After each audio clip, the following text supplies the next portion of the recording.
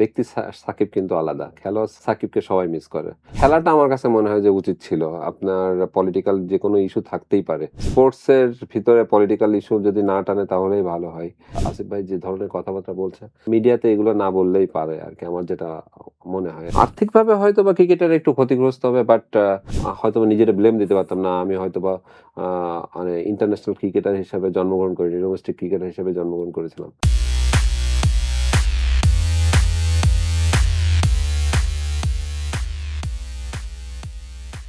খেলার খবর নয়, খেলার ভিতরের খবর। তথ্য বিশ্লেষণ আর যুক্তির মুখোমুখি। স্বাগত কালের কণ্ঠের সাপ্তাহিক আয়োজন স্পোর্টস ইনসাইডে। সঙ্গে রয়েছি আমি দিবাকর চৌধুরী, আমার সঙ্গে রয়েছে সাবেক জাতীয় দলের ক্রিকেটার তুষার ইমরান। ভাই ধন্যবাদ কেমন ভাই। আছেন? আলহামদুলিল্লাহ ভালো। আজকে আমরা মূলত কথা বলবো আজকের এই দিনের আগে, অর্থাৎ এই সপ্তাহে ঘটে যাওয়া ক্রিকেটের যত যাবতীয় খবরাখবর রয়েছে সব বিষয় নিয়ে কথা বলবো। দর্শকদের সঙ্গেও তুলে ধরবো আসলে খেলার পেছনের খবরগুলো। প্রথমেই তুষার ভাই আসতে চাই, বাংলাদেশ বনাম অস্ট্রেলিয়ার যে ম্যাচ গেল, অর্থাৎ টেস্ট সিরিজের সর্বশেষ ম্যাচ। বাংলাদেশ শুরুটা করেছিল ইতিহাস দিয়ে, শেষটা করলো এক প্রকারের লজ্জাজনক এক হার দিয়ে ইনিংস ব্যবধান, এবং বাংলাদেশের ব্যাটারদের যে চরম বিপর্যয় সেটা কিন্তু আমরা দেখেছি। সেই জায়গা থেকে এই টেস্টে আপনার মূল্যায়নটা কি? দেখুন, শুরুতেই বলছি আরকি যে কংগ্রাচুলেশন টু বাংলাদেশ টিমকে, মানে অসাধারণ একটা উইন করার জন্য। আ পাশাপাশি আপনি 2nd টেস্টে আমরা, হ্যাঁ, লজ্জাজনক হারই বলতে পারেন। ২ দিনে টেস্ট শেষ হয়ে গিয়েছে। বাট আমার কাছে মনে হয়েছে যে অস্ট্রেলিয়ায় গিয়ে অনেকগুলা টিমই কিন্তু সাবকন্টিনেন্টের যতগুলো টিম আছে স্ট্রাগল করে। লাইক টপ ক্লাস টিম ইন্ডিয়ার মতো টিমকেও আমরা আ হচ্ছে বিলো 50 তে অল আউট হতে দেখেছি। সেই ক্ষেত্রে আমার কাছে যেটা মনে হয়েছে যে না, আমরা মোটামুটি ভালোই সিরিজটা শেষ করেছি। যদি আরেকটা দিন যেতে পারত 2nd টেস্টে, তাহলে আরো ভালো হতো আমাদের জন্য। আমার কাছে যেটা মনে হয়। তারপরেও আমার কাছে যেটা মনে হয় যে অসাধারণ ক্রিকেট খেলেছি আমরা। ১ম টেস্টে তো আপনাকে ১১ টা সেশনের ভিতরে ১১ টা সেশনই আমরা ডমিনেট করেই জিতেছি। তার পরিপ্রেক্ষিতেই কিন্তু আমরা টেস্ট ম্যাচটা জিতেছি। বাট 2nd টেস্টটা যদি আরেকটা ২ টা দিন যেতে পারত খুবই ভালো হতো।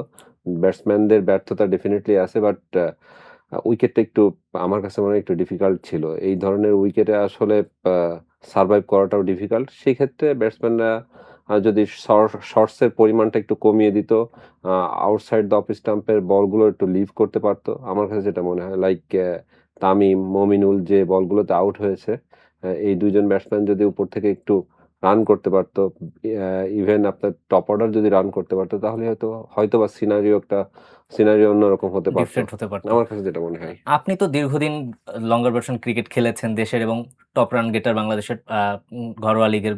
সেই জায়গা থেকে আপনি অ্যাজ এ ক্রিকেটার ন্যাশনাল টিমেও খেলেছেন। বাংলাদেশের ব্যাটারদের আমরা টেস্ট ক্রিকেটের সাম্প্রতিক সময় দেখছি বোলাররা আগেও ভালো করেছে, এখনো একেবারে মাত্রাতিরিক্ত বা অতিমাত্রায় ভালো করছে। সেইটা আসলে ব্যাটারদের কারণে কিন্তু ম্লান হয়ে যাচ্ছে। ১ম টেস্টে আমরা যেই ব্যাটিংটা দেখলাম সেই ধারাবাহিকতা কিন্তু আমরা ২য় টেস্টে দেখিনি। এক্ষেত্রে আপনি একজন সাবেক ক্রিকেটার হিসেবে ব্যাটসম্যানদের ঘাটতিটা কোথায় দেখেছেন? না, ১ম টেস্টটা অসাধারণ ব্যাটিং করেছে। আমার কাছে মনে হয়েছে যে তামিম, মমিনুল যে যখন উইকেটে গিয়েছে রেসপনসিবিলিটি নিয়ে ব্যাটিং করেছে।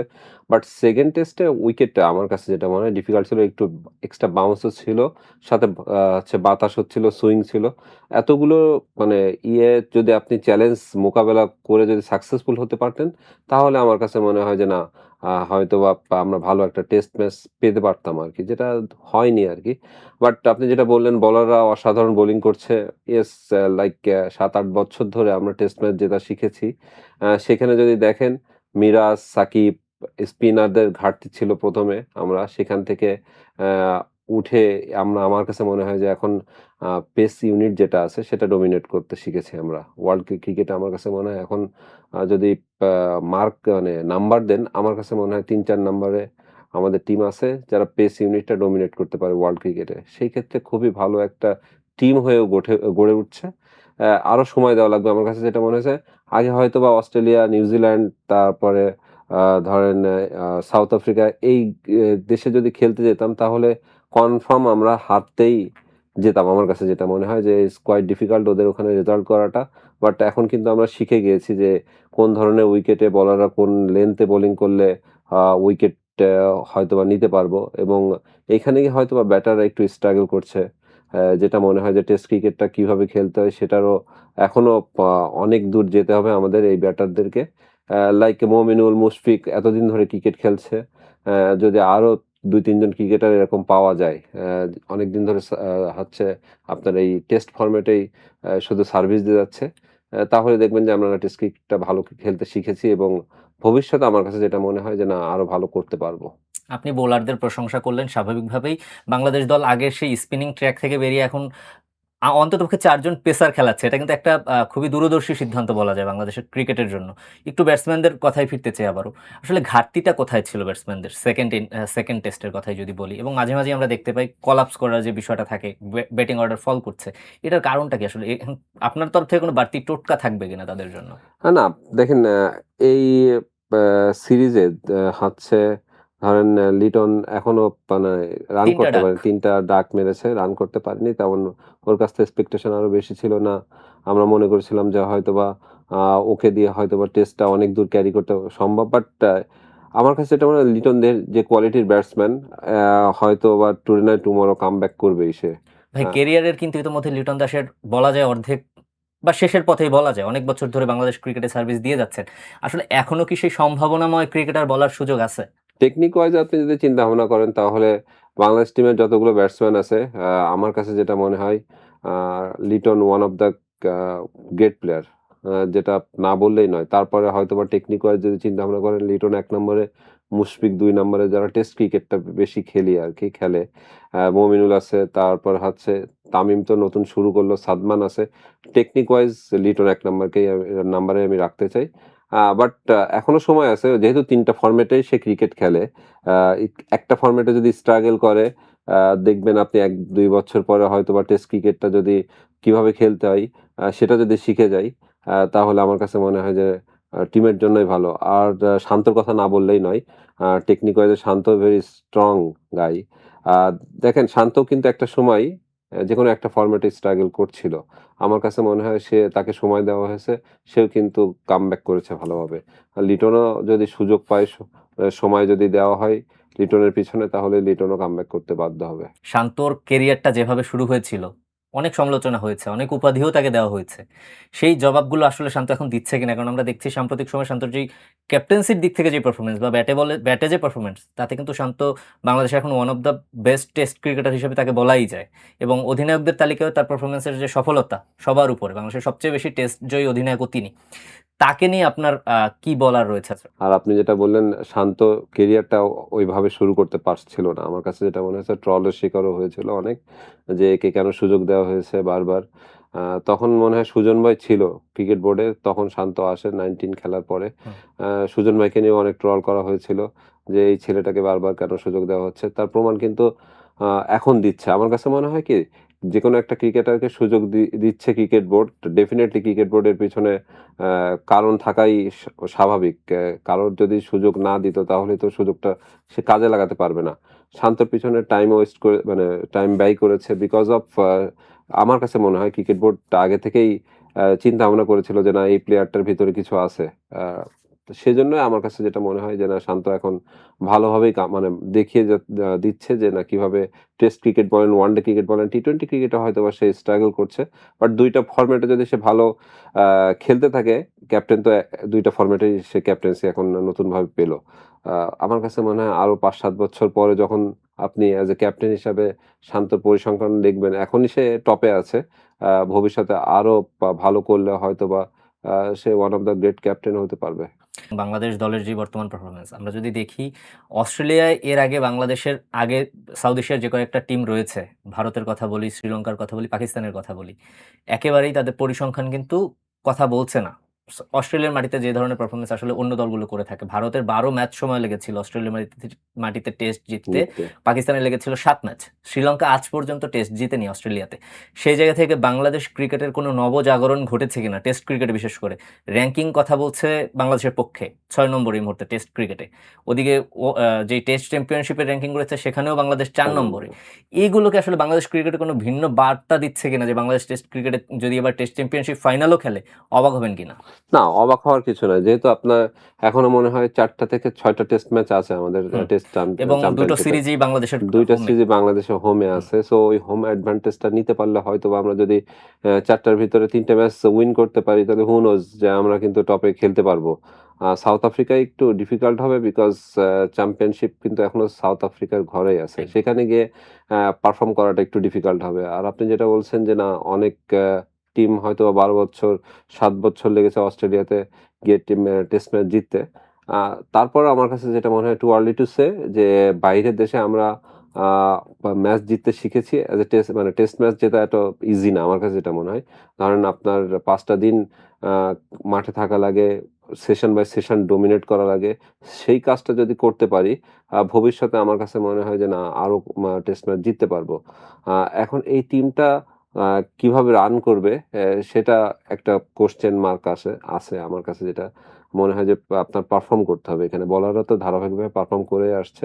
বাট ব্যাটারদেরকে একটু দায়িত্ব নিতে হবে। যে এই ধরনের উইকেট আসলে কি ধরনের শটস খেলা প্রয়োজন, কোথায় গিয়ে স্ট্রাগল করে অনেকক্ষণ ধরে ব্যাটিং করা দরকার। লাইক আপনি একটু ইন্ডিয়ান টিমের দিকে বিগত প্লেয়ারদের যদি দেখেন, দ্রাবিড়, তারপরে লক্ষ্মণ, টেন্ডুলকার যখন খেলতো, তারা কিন্তু এখানে স্ট্রাগল করতো অলওয়েজ। বাট তাদের কাছ থেকেও কিন্তু অনেক ভালো আ ধরেন দেখেছি আমরা, রান দেখেছি। সো ওই ওই জিনিসগুলো যদি আমরা একটু দেখি, ফলো করি যে না এই উইকেটে কোন ধরনের ব্যাটিংটা করলে আমাদের জন্য ভালো হবে, তাহলে আমার কাছে মনে হয় খুব তাড়াতাড়ি হয়তোবা আরো কিছু টেস্ট ম্যাচ জিততে পারবো দেশের বাইরে গিয়ে। অবশ্যই সেটা স্বাভাবিকভাবেই বলা যায় যে পারফরম্যান্সের ধারাবাহিকতা থাকতে হবে আপনি যেটা বললেন এবং সেই পারফরম্যান্সের ধারাবাহিকতা রাখতে হলে যেটা প্রয়োজন একজন প্লেয়ার কি পরিমাণে ম্যাচ খেলছে ওয়ার্কলোড ম্যানেজমেন্ট যেটা আমরা বলে থাকি। আমরা দেখেছিলাম এই সিরিজের আগে কিন্তু বাংলাদেশ দল এক প্রকারে চাপেই ছিল ইনজুরির কারণে এবং বোর্ড সভাপতিও তিনি কিন্তু সেটা নিয়ে ক্ষোভ ঝেড়েছেন যে কেন এমনটা হলো? শোকজও করা হয়েছিল। সেই জায়গা থেকে এর পরবর্তীতে কি ধরনের সচেতনতা আসলে থাকা উচিত খেলোয়াড় এবং যারা মেডিকেল টিমে রয়েছে সেই জায়গা থেকে আপনার কাছ থেকে কোনো বার্তা থাকবে কিনা আসলে ওয়ার্কলোড ম্যানেজমেন্টের ক্ষেত্রে? ওয়ার্কলোড ম্যানেজমেন্ট আসলে পেস বোলারদের ক্ষেত্রে সবার ক্ষেত্রেই মানে বলতে পারেন যে যদি বেশি পরিমাণে বোলিংটা হয়ে যায় বোলারদের তাহলে একটু ডিফিকাল্ট হয়। বাট ইনজুরি কিন্তু মানে কখনো বলে কয়ে আসবে না যে আপনি আজকে ইনজুরিতে পড়তে যাচ্ছেন বেশি ওয়ার্কলোডের জন্য। হ্যাঁ, একটা রিজন তো ডেফিনিটলি থাকে। বাট যে সিরিজটা নিয়ে আসলে কথা হচ্ছিল যে জিম্বাবুয়েতে গিয়ে এখানে প্রিভিয়াস যে রেকর্ড আছে সেখানে গিয়ে কিন্তু অন্যান্য টিমের প্লেয়াররাও ইভেন জিম্বাবুয়েন টিমের প্লেয়াররাও ওই হারাতে গিয়ে কিন্তু ইনজুরিতে পড়েছে। সো একটু ঠান্ডা ছিল। আমরা এখানে গরম, আ এখানে একটু গরম, ওখানে গিয়ে একটু স্ট্রাগল করা লেগেছে আমাদেরকে। এজন্য হয়তোবা ইনজুরিটা একটু বেশি নাহিদ হয়েছে। রানার জন্য আফসোস হচ্ছে কিনা? না, অবভিয়াসলি আমার কাছে যেটা মনে হয় বাট ক্রিকেট বোর্ড যদি অন্যভাবে চিন্তাভাবনা করতে পারত যে না এটা টেস্ট চ্যাম্পিয়নশিপের অংশ ছিল না জিম্বাবুয়েতে। সেখানে যদি একটা নাহিদ রানা কিংবা ভালো ২-১ জন বোলারের জায়গায় যদি আমাদের যেহেতু পাইপলাইনে অনেক বোলার আছে তাদেরকে যদি একটা সুযোগ দিতে পারত, তাহলে আমার কাছে মনে হয় ইনজুরিটা থেকে হয়তোবা আমরা বাঁচতে পারতাম। বাট ভবিষ্যতে ডেফিনিটলি ক্রিকেট বোর্ড এটা নিয়ে চিন্তাভাবনা করবে যে জিম্বাবুয়েতে যখন উইন্টার সিজনে খেলতে যাব তখন আসলে কেমন টিম পাঠানো উচিত সেটা বিবেচনা করবে আমার কাছে যেটা মনে হয়। একদমই। গত সপ্তাহে ঘটে গিয়েছে আরেকটি ঘটনা। বাংলাদেশ দলের অধিনায়কত্বে পরিবর্তন এসেছে। আ সেখানে ওয়ানডে ফরম্যাটে মিরাজকে সরিয়ে লিটনকে দায়িত্ব দেওয়া হয়েছে। এটি আসলে লিটনের জন্য কোনো বাড়তি প্রেশার হয়ে যাচ্ছে কিনা? কারণ সাম্প্রতিক পারফরম্যান্স কিন্তু টেস্ট ক্রিকেট বলি বা তার আগের যে খেলাগুলো হয়েছে সেখানে কিন্তু আশানুরূপ কোনো পারফরম্যান্স আমরা দেখিনি। লিটনের জন্য কোনো বাড়তি প্রেশার হবে কিনা এটা? আ সাদা বলে হয়তোবা লিটন অসাধারণ ক্রিকেটার আপনি বলতে পারেন লাল বলেও সে ছিল। হুম, হয়তোবা এই ২ টা ম্যাচে সে রান করতে পারেনি আমার কাছে যেটা মনে হয়। বাট সাদা বলে টি-20 ফরম্যাটে তো সে কিন্তু সামনে থেকেই নেতৃত্ব একদম। দিচ্ছিল। হুম। এখনো দেখার অনেক কিছু আছে। কেবলই ক্যাপ্টেন্সিটা পেল।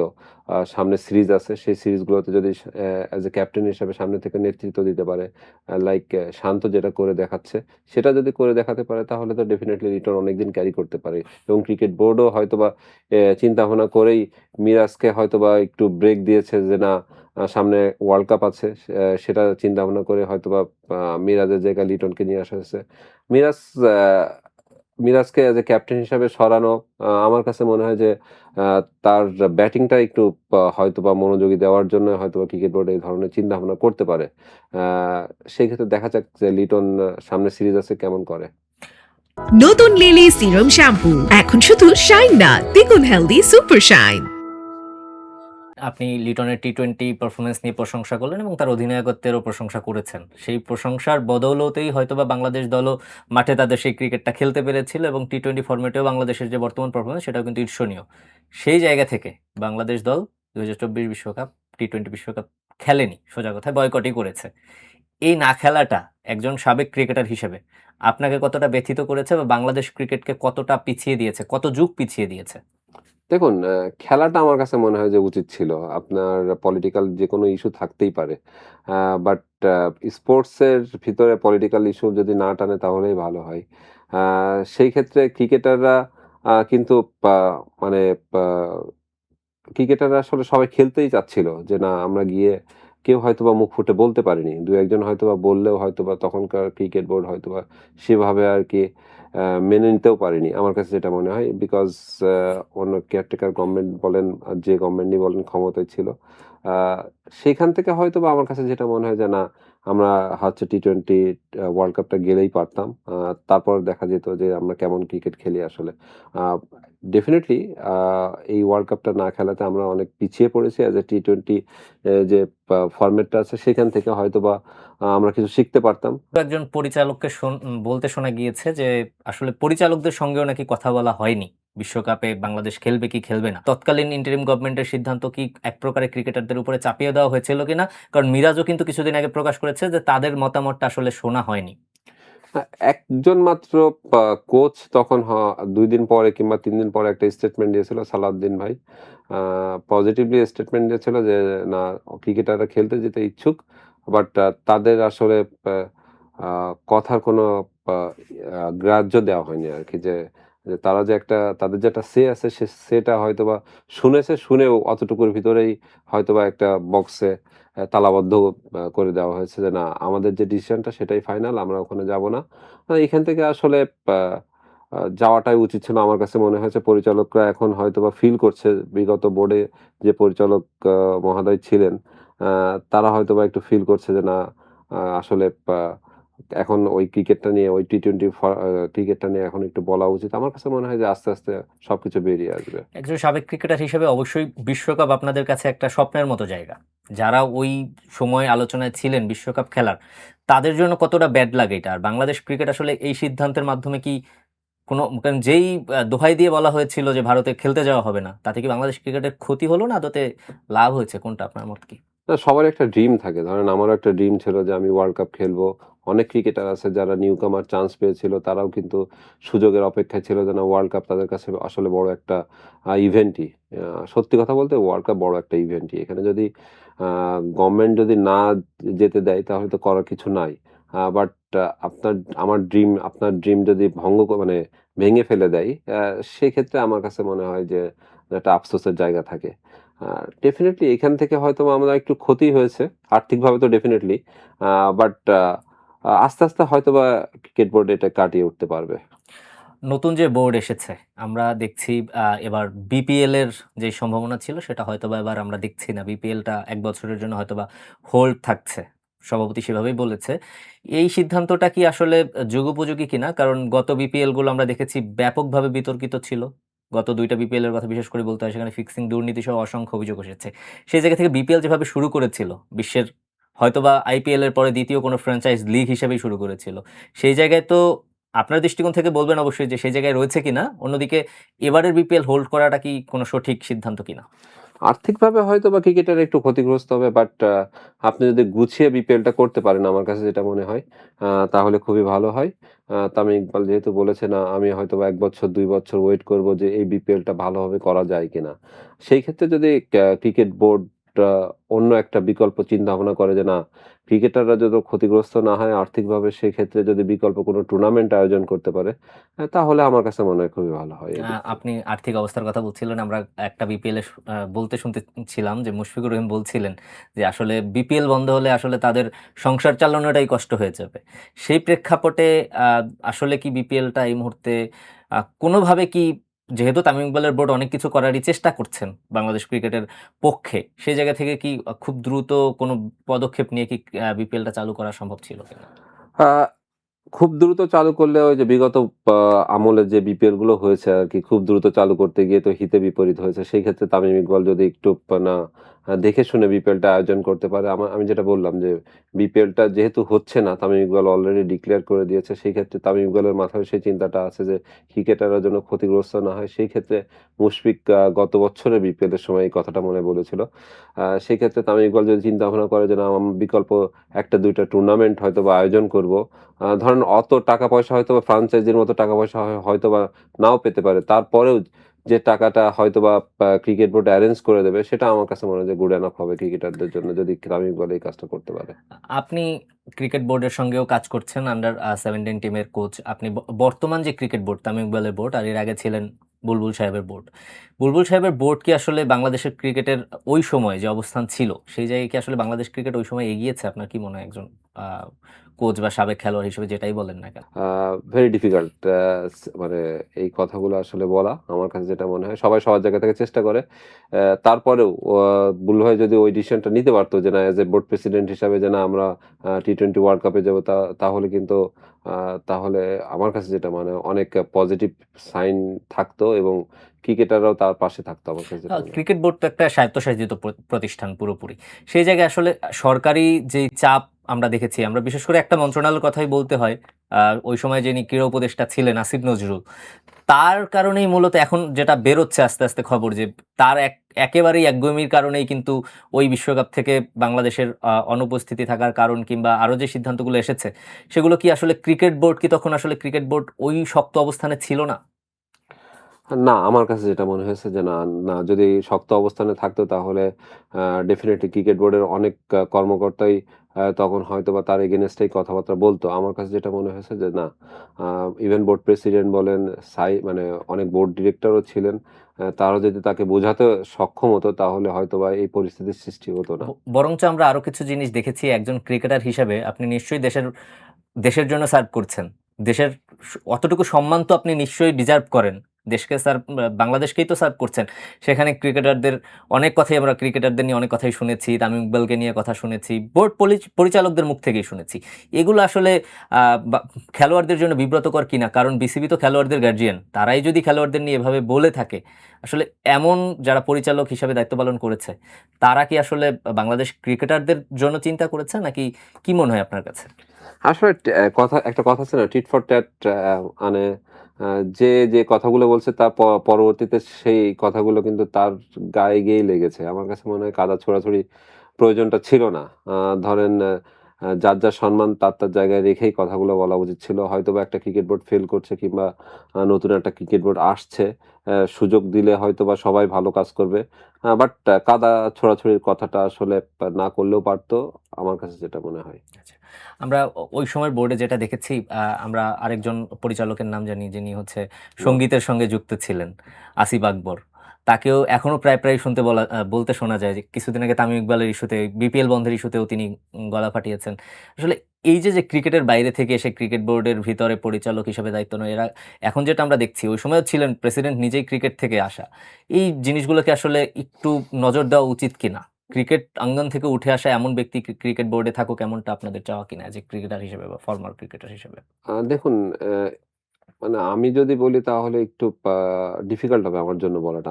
আমার কাছে যেটা মনে হয় যে আপনি যেটা বললেন যে ক্রিকেট বোর্ডের পরিচালক সবাই যে নট নেসেসারি যে সবাই ক্রিকেটার হতে হবে আরকি। আমার কাছে যেটা মনে হয়। বাট ব্যাকগ্রাউন্ড যদি ক্রিকেট হয় তাহলে ডেফিনিটলি তার সদিচ্ছাটা থাকে আরকি। যে না, ক্রিকেটের ফরে যতগুলো ভালো কাজ আছে সবগুলো করার জন্য সে তার আপ্রাণ চেষ্টা করে থাকে। সেই কাজটা হয়তোবা আমরা এখন দেখতে পাবো আরকি। যেহেতু এই বোর্ডে হয়তোবা বেশি ক্রিকেটার নাই।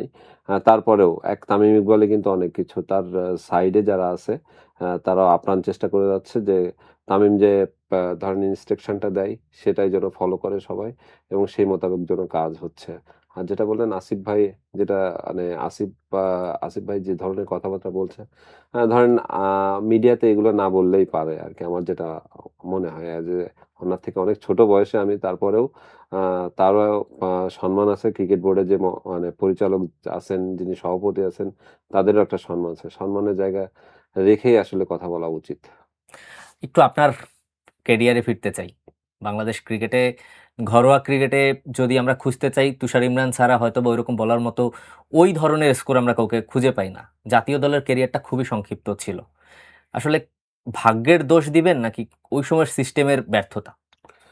না, সিস্টেমের ব্যর্থতা বলতে পারেন আমার কাছে যেটা মনে হয়। ধরেন আমি যখন টেস্ট ম্যাচ খেলি, ফার্স্ট ডেবু হয় যখন, তখন আমি 20 আমার বয়স।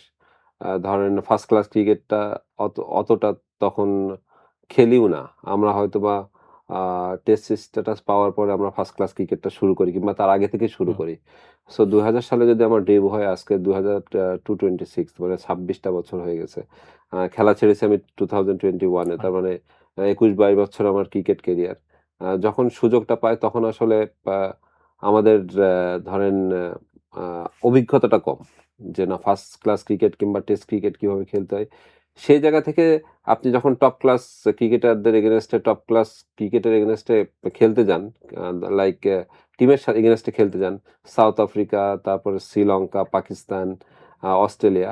আ তখনকার বোলার ছিল টপ ক্লাস বোলার আমার কাছে যেটা মনে হয়। এখন যে বোলারগুলো আছে তার থেকে বেটার দ্যান 1000 টাইম বেটার অনেক ক্রিকেটার তখনকার জন্মগ্রহণ করেছে। সো ওদের এগেইনস্ট এ আসলে সেভাবে হয়তোবা মেলে উঠতেও পারিনি, জ্বলে উঠতেও পারিনি।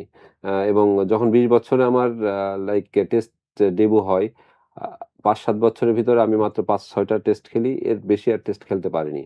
হয়তোবা বেশি রানও করতে পারিনি, হাইয়েস্ট 28 বাট পরবর্তীতে সুযোগটা দিবে, ধরেন সিলেক্টর বলেন, ক্রিকেট বোর্ড বলেন, আ বিকজ অফ দ্যা রিজনও ছিল একটা যে না, আমি হয়তোবা টেস্ট ম্যাচ ভালো খেলি না কিংবা শুরু থেকে আমি ওইভাবে হচ্ছে রান করতে পারি না। সেজন্য হয়তোবা পরবর্তীতে আর সুযোগটা পাইনি। যদি পা পরবর্তীতে একটা চান্স দিত, ধরেন যখন আমি ভালো খেলা শুরু করি মানে ফার্স্ট ক্লাস ক্রিকেটটা, রানের পর রান করে আসছিলাম। তখন যদি একটা সুযোগ দিত তখন হয়তোবা রান যদি না করতাম তখন হয়তোবা নিজেরে ব্লেম দিতে পারতাম না। আমি হয়তোবা আ মানে ইন্টারন্যাশনাল ক্রিকেটার হিসাবে জন্মগ্রহণ করিনি। ডোমেস্টিক ক্রিকেটার হিসেবে জন্মগ্রহণ করেছিলাম। বাট সেই সুযোগটা যেহেতু পাইনি, আ আসলে আক্ষেপ তো একটা থাকেই। বাট সুযোগটা মনে হয় এখনকার ক্রিকেটাররা যারা আছেন তারা পাচ্ছে। লাইক একই সাথে আপনার ৪ টা টিম ট্রাভেল করছে। ২ টা টিম আফ্রিকাতে, ২ টা টিম অস্ট্রেলিয়াতে এবং এখানে কিন্তু এজ কোনো ব্যারিয়ার নাই। এখানে সবাই উন্মুক্ত। যেমন ধরেন তামিম আসার পরে এইচপি যে ইউনিটটা আ তৈরি হচ্ছে, আগে ছিল 23 থেকে 25 এইচপির প্রোগ্রাম।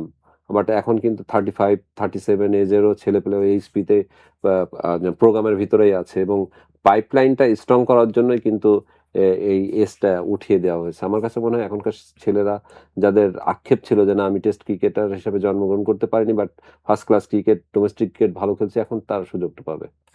এখন তো একজন একেবারে সাবেক খেলোয়াড় থেকে এখন পাক্কা একজন কোচ। বাংলাদেশ ক্রিকেট সম্পর্কে খোঁজখবর আগেও নিয়েছেন, এখন একেবারে কারিগর বলা যায় নতুন তারকা তৈরিতে।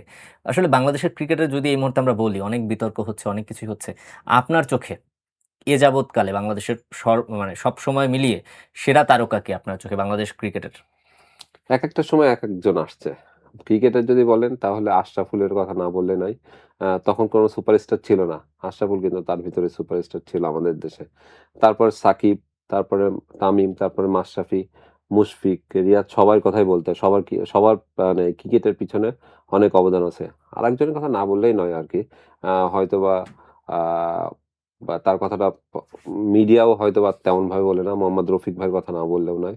আ তার যে মেধা ছিল আমার কাছে মনে হয়, তারপর আব্দুর রাজ্জাক, সবারই অবদান ছিল এবং তারই পরিপ্রেক্ষিতে আমার কাছে মনে হয় ক্রিকেটটা এতদূর এসেছে এবং তার আগে যারা ছিলেন, আ সুজন ভাই, আকরাম ভাই, নান্নু ভাই, বুলবুল ভাই, সবার কথাই বলা উচিত আমার কাছে যেটা মনে হয়। আপনি একটু আগে একটা কথা বলছিলেন, খেলাকে রাজনীতির বাইরে রাখা উচিত। সেই জায়গা থেকে যাদের নাম এইমাত্র আবার বললেন, সেই জায়গা থেকে সাকিব আল হাসান, যার একটা রাজনৈতিক প্রেক্ষাপট হচ্ছে, ব্যক্তি সাকিব ক্রিকেটার হিসেবে যদি আমরা বলি, সাকিব আল হাসানের শেষ দিকে কি সঠিক মূল্যায়নটা, যেহেতু বাংলাদেশ দলে খেলছে না, তার অভাবটা কি বাংলাদেশ দল ফিল করেছে কিনা শেষ দিকে? না, অবভিয়াসলি, বাট সাকিবের একটা ডিসিশন নেওয়া উচিত ছিল আমার কাছে যেটা মনে হয়। যেহেতু আ আ তখন পলিটিক্যাল দিক দিয়ে একটু সাকিব ওইদিকে মনোনিবেশ করেছিল। হয়তোবা ক্রিকেটটা ছাড়ার পরে যদি করতে পারত তাহলে আ অনেকের মানে মনের ভিতরে সাকিব সবসময় থাকতো। বাট যার পার্সোনাল ব্যাপার আসলে। কে কখন রাজনীতিতে যুক্ত হবে, কে কখন কোথায় গিয়ে কোথায় যুক্ত হবে সেটা তার ব্যাপার। ডেফিনিটলি সাকিবের সার্ভিস সবসময়ের জন্যই বাংলাদেশ ক্রিকেট মিস করবে, বাট কোনো না কোনো সময় তো তাকে যেতেই হবে।